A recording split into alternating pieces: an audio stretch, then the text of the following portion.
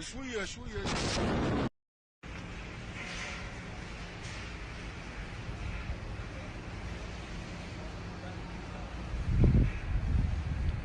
الآن شرق الرياض.